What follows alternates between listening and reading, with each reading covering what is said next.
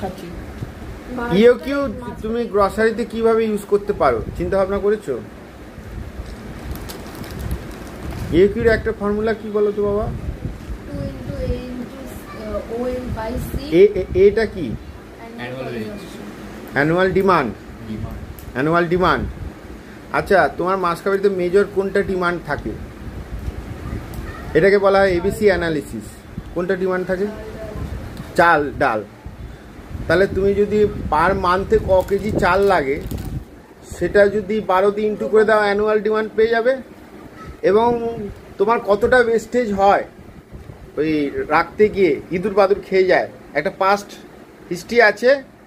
আর ordering cost মানে কি, ওই সুইগি জোম্যাটো দিয়ে অর্ডার করতে গেলে অর্ডারিং চার্জ কত নেয়, মাসে যদি দুবার নাও, মাসে যদি একবার নাও, অর্ডারিং কস্ট কত হচ্ছে, এই হিসাবে তুমি ইওকিউ বার করতে পারবে। তাহলে তোমাকে বলে দেবে কতবার চাল কিনতে হবে, কতটা কোয়ান্টিটি কিনতে হবে, যেখানে অর্ডারিং কস্ট আর ক্যারিং কস্ট কম হবে।